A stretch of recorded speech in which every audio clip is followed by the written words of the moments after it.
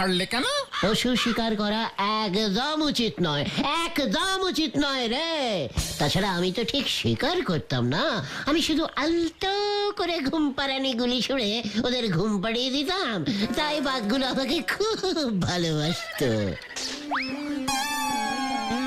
তুমি বাঘের গন্ধ পাচ্ছ মানে তো বাঘ আমাদের কাছাকাছি চলে এসেছে। বাড়ি চলো গুলটে মামা। ঠিক আছে, গন্ধটাও একটু কমেছে মনে হচ্ছে। ফিরবার পথে নগেনদার বাড়ি হয়ে ফিরতে হবে, দেখি ওর কাছে কোনো শিকারীর কোনো ড্রেস ভাড়া পাওয়া যায় কিনা।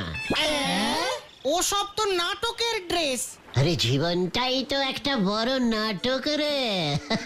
শিকারি ড্রেস না পরে বন্দুক হাতে নিলে বাঘগুলো আমায় চিনতেই পারবে না। ওরা হয়তো ভেবে বসলো বন্দুক হাতে পুলিশ এসেছে, এইভাবে ঝাঁপিয়ে পড়লো, ব্যাস সব গোলমাল। তখন কি হবে ভেবে দেখেছিস? তাই বলছি কথা কম কাজে বেশি। Follow me.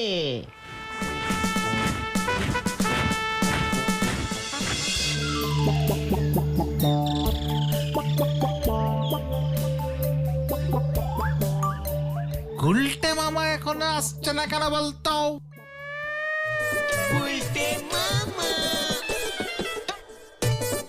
আরে ওই দেখ।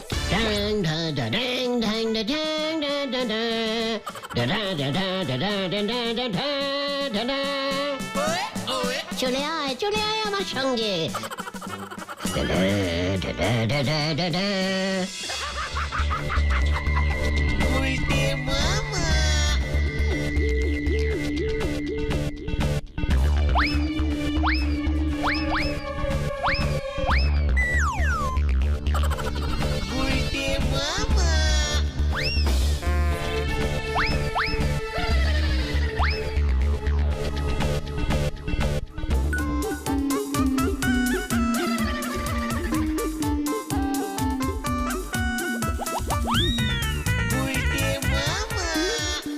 ওই তোরা ওই কসু বনে কি খোঁজস রে?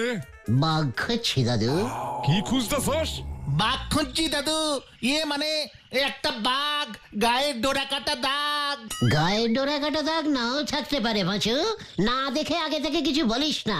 বাঘটা প্লেন হলুদও হতে পারে। আরে হত সারা, তোরা কসু বনে বাঘ খোঁজস? আমার লগে মস্করা করতেছিস? ওই তুই ষষ্ঠী পুরোহিতের বলা না? দাঁড়া, তোর বাপের লগে দেখা হোক, কসু বনে বাঘ খোঁজা তোমার বাইর করতেছি। দেখলে তো গুলটে মামা, তোমার জন্য কেসটা খেলাম। এবার বাবাকে বললে কি হবে? তুই যখন জ্যান্ত বাঘটাকে ধরবি না, তখন দেখবি তোর জন্য গর্বে তোর বাবার বুকের সাথে 10.5 ইঞ্চি ফুলে গেছে। না, এখানে মনে হয়নি। অন্য কোথাও চলো দেখি তো গুলটে মামা। আমারও ঠিক সেরকমই মনে হচ্ছে বুঝলি। এই দেখেছিস, একদম ভুলে গিয়েছিলাম, আজ তো বৃহস্পতিবার না? না তো, আজ তো সারাদিন সোমবার। ইস, একদম খেয়াল ছিল না। তাহলে ওই কচুবনে খুঁজতামই না। মানে আসলে বাঘ তো বৃহস্পতিবার নিরামিষ খায়, তাই কচুবনে ঘোরাঘুরি করে। আজ তো সোমবার, নড়ার দোকানের দিকটাতেই যাই। Follow me, da-na.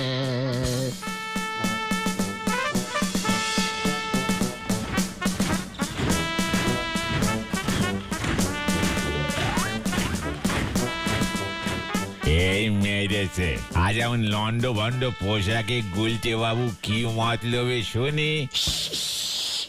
আস্তে নড়া, আস্তে। বাঘ বাঘ, গন্ধটা এদিকেই বেশি পাচ্ছি। ছাদে দেখি একটু কড়া করে। এ কি বলতেছ গো? আরে মানুষ ছেড়ে বাঘের চা দেবো কেন? আর কোথায় এলো বাঘ? ঢা ঢা ঢা ঢা ঢা ঢা ঢা ঢা ঢা ঢা ঢা ঢা ঢা। আরে কি বলতেছো কিছুই বুঝতে পারতেছি না গো।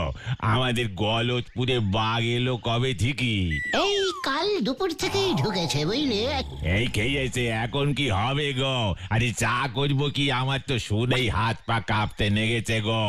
আমাদের গলতপুরে বাঘ ঢুকে পড়েছে গো।